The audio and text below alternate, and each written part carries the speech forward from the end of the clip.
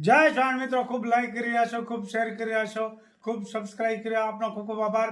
તમામ વિડીયો જોતા હોય ને બધાને જાજાથી જય શ્વાન. આજ તો હોળીનો દિવસ છે. આ તો હોળી પ્રગટ છે, બધા દર્શન કરવા જાય.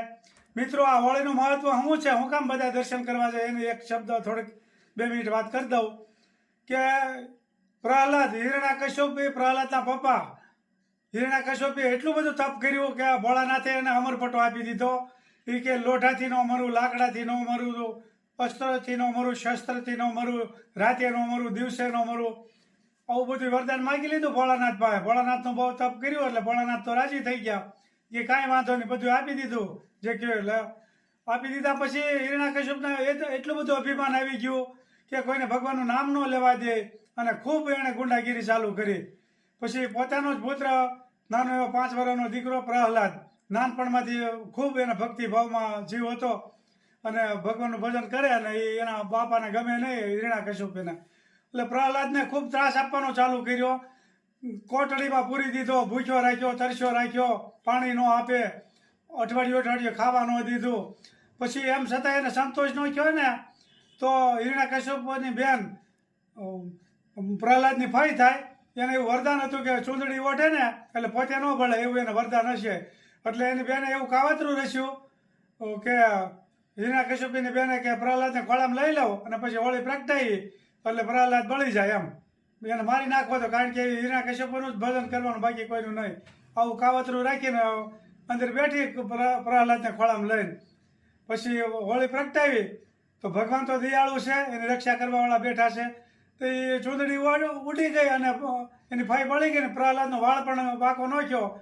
તો હિરણ્યકશ્યપને સંતોષ ન થયો. પછી ધક તો થાંભલો હતો બહુ મોટો જાડો અને એને બધ ભરાવાનું કીધું. એટલે પ્રહલાદ તો ઘડીક બીવા માંડ્યો કે હે ભગવાન, હવે મારું શું થાય? અને એકદમ થંભ ગરમ કર્યો અને બધ ભરાવી. પછી ભગવાને એના લાલ કીડીને હાર જાતી હતી એવું દેખાણું પ્રહલાદને. એટલે કે કાંઈ વાંધો નહીં, ભગવાન તમારી હારે છે. બધ આમ ભરી થાંભલાને અને થંભ એ ફાટ્યો. એમાંથી નરસિંહ સ્વરૂપ ભગવાન પ્રગટ થયા, નરસિંહ સિંહનો મોરો ધારણ કરી. અને પછી હિરણ્યકશ્યપને કીધું કે આ તારો કાળ છે ઓરતા. તો હિરણ્યકશ્યપ મીડ્યો દાંતે દાંત કાઢવા કે હું દિવસે ન મરું, રાત્રે ન મરું, કોઈથી ન મરું, શસ્ત્રથી કોઈ પણથી.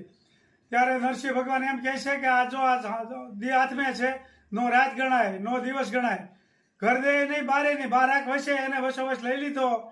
અને અસ્ત્ર શસ્ત્ર એટલે નખ છે ને લીલાય ન ગણાય, હુકલય ન ગણાય, બારાકની વચ્ચે શીરી નાખ્યો એને. હિરણ્યકશ્યપ અને પ્રહલાદની રક્ષા કરી હતી. એટલે મિત્રો, આ એની હોળી ઉજવાય છે કે પ્રહલાદે જે ભગવાનથી મોટું દુનિયામાં કોઈ નથી. ખાલી ફક્ત 5 વર્ષનો એ બાળક હતો અને ભગવાનનું સ્મરણ કરીને અને ધન્ય બની ગયો. પછી છેલ્લે પ્રહલાદ એટલું બોલ્યો કે મારા બાપાનો તમે ઉદ્ધાર કરજો. ભગવાને એને બહુ ભલે ખોટું કર્યું પણ છતાં એના હિરણ્યકશ્યપે આવો ગેરમાર્ગે દોરતા હતા ને બધા એનો ત્રાસ આપ્યો, છતાં એનો ઉદ્ધાર કર્યો. તો ભગવાન આવા ભગવાન દયાળુ છે. જય સ્વામિનારાયણ. બરોબર છે. હા, આજે ભાઈ ઢેબરાની રેસીપી છે. આ છે ઉતાહણી. ઉતાહણીમાં આપણે પ્રહલાદને જે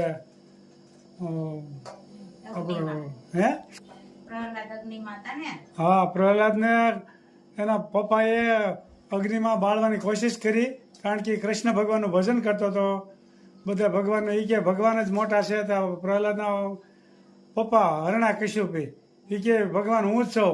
એ કે નહીં. તો પ્રહલાદે એકનો બે નો થયો. 5 જ વર્ષનો પ્રહલાદ અખંડ ભગવાનનું ભજન કરતો હતો અને એને હોળીમાં બાળવા હાટે કોશિશ કરી.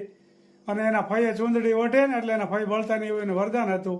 એટલે પ્રહલાદને ખોળામાં લઈને એના ફઈ બેસી ગયા હતા અને પ્રહલાદને બચાવવા ચૂંદડી ઓટોમેટિક ઉડી ગઈ અને એની ફઈ બળી ગઈ ને પ્રહલાદનો વાળ પણ વાંકો નહોતો થયો. એનું આ હોળી ઉજવાય છે. આખી દુનિયા અટાણે હોળી પ્રગટે ને ત્યારે એના દર્શન કરવા જાય છે. એટલે ભગવાનથી દુનિયામાં મોટું કોઈ નથી. કદાચ 5 પૈસા થઈ ગયા હોય ને ફટક્યા ચડી જાય ને અભિમાન આવી જાય ને તો એ મેકી દેવું. ભગવાન સિવાય મોટું કોઈ નથી. પ્રહલાદને, મીરાબાઈએ, નરસિંહ મહેતા એ બધા આપણા કોઈ સગા સંબંધી નથી થતા.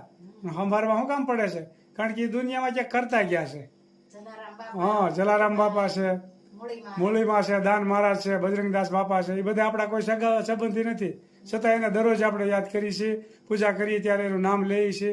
એટલે ક્યાંક ને ક્યાંક આ સંતો જે મહાન થઈ ગયા છે કે આપણી સૌરાષ્ટ્રની ધરતી એટલે સૌરાષ્ટ્રનું એટલે જ કહેવાય છે કે સૌરાષ્ટ્ર ધરા અમારી જગ જૂની ગઢ જૂનો ગિરનાર. વાહ ભાઈ વાહ, જો આવી આ સૌરાષ્ટ્રની ધરતી છે ને એ મોજ જ હોય. અને આજ આ થેપલા બની રહ્યા છે ગરમા ગરમ ઢેબરા દેશી ભાષામાં. ઢેબરા, ચટણી, હળદર અને નિમક અને અજમા. ગળ્યા બનાવશું અને થોડા તીખા પણ બનાવશું. ગોળ પલાળ્યો છે.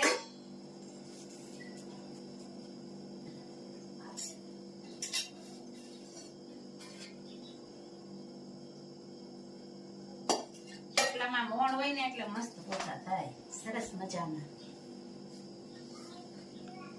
મસાલો અને મોણ મિક્સ થાય છે. સરસ મજાના થેપલા બની રહ્યા છે ભાઈ.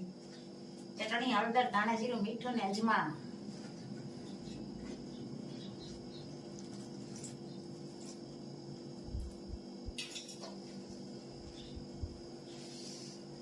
સરસ મજાનો લોટ બંધાય છે.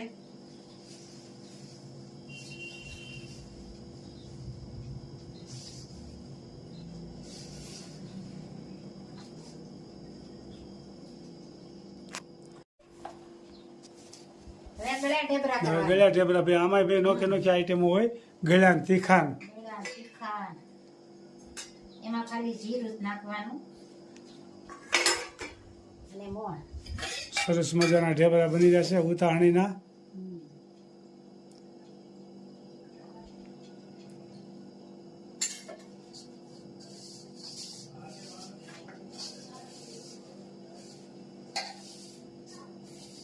જીરું અને મોણ મિક્સ થાય છે અને ગોળનું પાણી.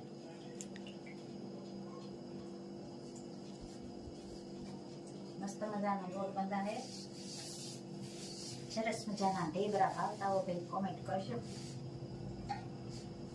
કોમેન્ટ પણ સારી સારી આવે છે તો બધાનો ખૂબ ખૂબ આભાર. બધાને જય સ્વામિનારાયણ, જય શ્રી કૃષ્ણ, જય જિનેન્દ્ર, જય સિયારામ, હર હર ભોલે મહાદેવ ને જય જલારામ બાપા.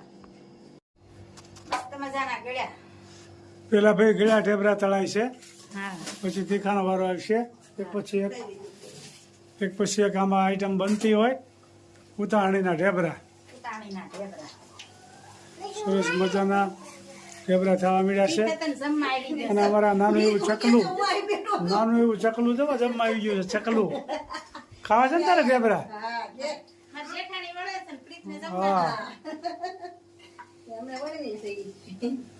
બે હા, જો 2 જણા કામે લાગી ગયા છે ભાઈ ઢેબરા બનાવવામાં. મસ્ત મજાના સરસ મજાના ઢેબરા બની રહ્યા છે. મસ્ત મજાના ગળ્યા. પેલા ભાઈ ગળ્યા ઢેબરા તળાય છે, હા, પછી તીખાનો વારો આવશે. એક પછી એક આમાં આઈટમ બનતી હોય ઉતાણીના ઢેબરા. ઉતાણીના ઢેબરા સરસ મજાના ઢેબરા થવા મળ્યા છે. અને અમારા નાનું એવું ચકલું જવા જમવા આવી ગયું છે. ચકલું ખાવા છે ને તારે ઢેબરા? હા,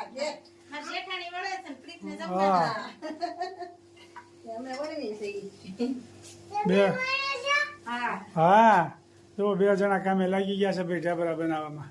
મસ્ત મજાના સરસ મજાના ઢેબરા બની રહ્યા છે. ચલાલાના આંગણે હોળી પ્રગટી રહી છે, જોઈ શકો છો.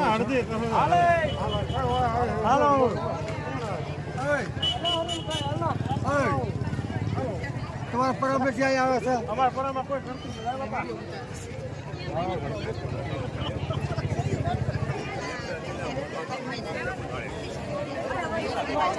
ચલાલાના આંગણે હોળી પ્રગટી રહી છે, જોરદાર જોઈ શકો છો.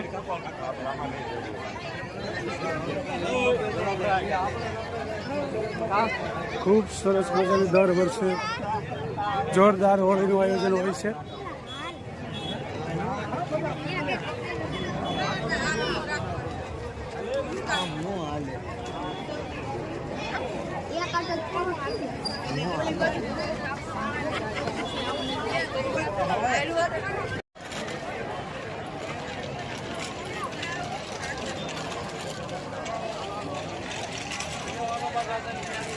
જોરદાર હોળી પ્રગટીની સાથે જોઈ શકો છો.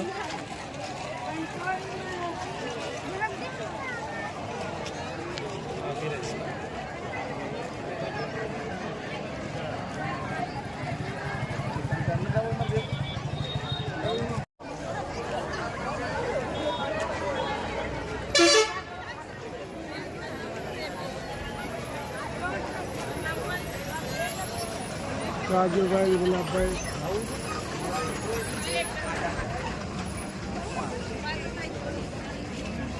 જય સ્વામિનારાયણ. જય સ્વામિનારાયણ. જય સ્વામિનારાયણ.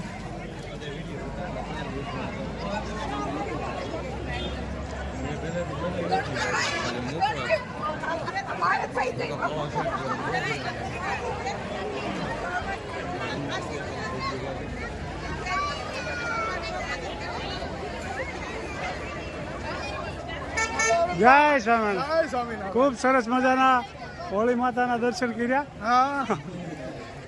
વાહ ભાઈ વાહ. જય સ્વામી. જય સ્વામી.